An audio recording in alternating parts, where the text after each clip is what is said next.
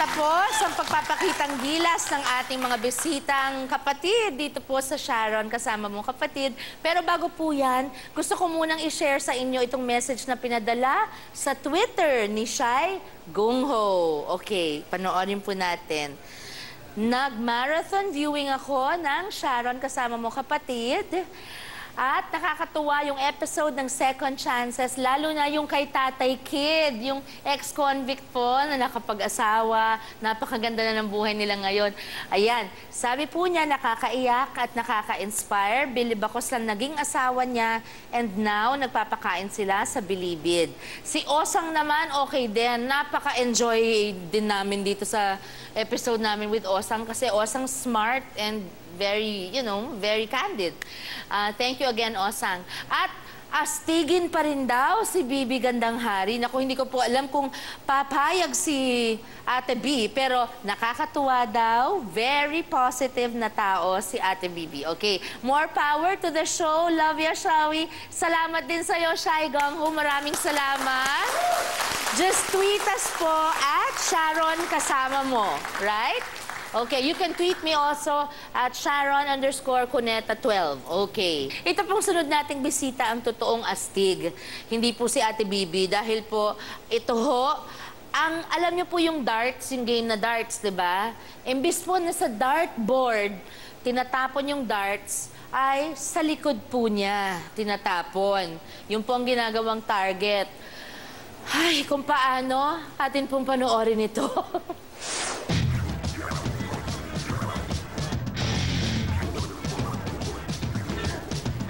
Dumating din talaga sa punto na sa isang araw, hindi kami 3 beses nakain. Yung hindi talaga sila nakapag-aral. Yun po, tapos yung asawa ko po, dumating din sa punto na nawalan po ng trabaho. Kasi ngayon lumaban po ako sa buhay na sabi ko, gagawin ko to, gusto ko to. Masasabi ng tao, ano ba yan? Para lang kumita na. Hindi nila alam, ginagawa po namin yan. May mga rason kami. Nangangarap din po ako na magkaroon ng regular na trabaho. Yung magandang trabaho din po.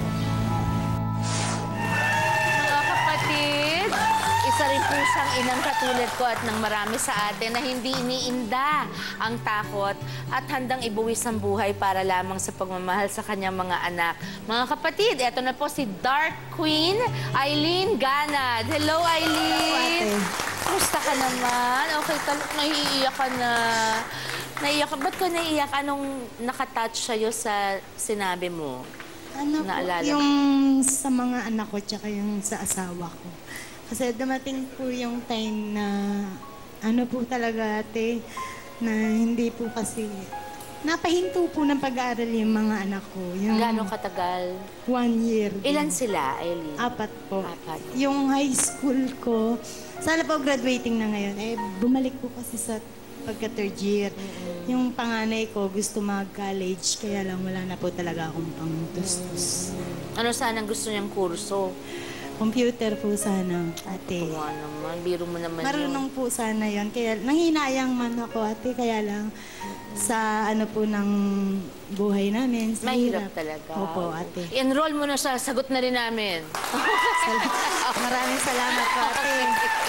Paano ka nagka-interest na pasukin itong trabaho mo, Eileen? Kasi delikado rin eh, di ba? Natuto po ako niyan. 30 years old po ako nagsimula hanggang sa naging 34 na po ako ngayon. 4 na taon pa lang. Opo. Oo. So, sinong nagturo sa'yo? Ba't mo naisipan? Napapanood ko po kasi sa TV na parang sa sarili ko po, inano ko po talaga na kaya ko to. Gagawin ko to kahit mahirap, kahit masakit. Nagpa-practice po ako niyan, ate. Anong unang-unang pre-practice mo na nanginginig ka pa sa nervyos? Unang-una nagdasal ako kay Lord. Sabi ko, bigyan niya po ako ng kakayahan, ng lakas, para po magawa ko po ang isang bagay na alam ko naman talagang delikado. So, ang una mong ginawa, yung nagtapon ng dart sa likod mo.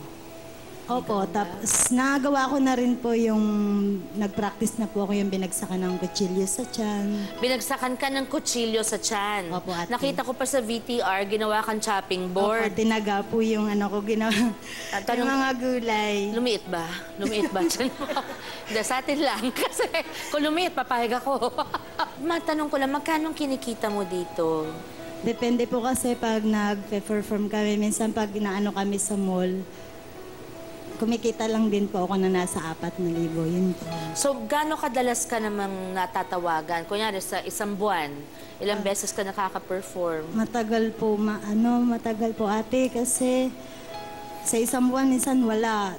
Tapos tatakbo siya ng 2 months, saka lang magtatawag. Tapos pag may mga fiesta-fiesta, ako na rin po talaga nagpipresenta mismo sa mga barangay. Oo. So, Para lang Aileen, po kumita. anong pantawid mo pagka wala kang ginagawang performance? Paano mo na itatawid yung mga anak mo? Nasa bahay lang po ako ngayon ate. Ngayon, bali yung asawa ko ngayon parang extra lang po talaga sa pamamasada. Pero miski paano ay kumikita Opo, naman. yun naman po.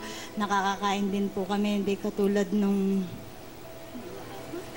katulad kasi nung mga time na pinagdaanan namin. Talaga ate, kasi masasabi kong akala mo yung pinagbagsakan talaga nung halos wala na makain. Yung ganun po. No, pareho kayong mag-asawang walang trabaho. Opo ate. Kaya, Kahit maghanap kayo, wala. Opo, doon po nahinto yung 2 anak ko. Tapos yung panganay ko, kahit gusto mag-aral, hindi ko na po napag-aral ate hanggang ngayon. Kaya kahit sabi niya na, Mama, gusto ko mag-aral, sabi ko, pasensya muna. Kasi wala pa talaga, sabi ko po sa kanila. Third year- Pinapaintindi ko po. 3rd year na ba siya o 4th year na? 3rd year po siya ngayon. Kasi 4th year na po sana siya. Oo, Ngayon. so 3rd year pa rin siya. Opo, tapos- So kakayanin mo ba yung 4th year niya?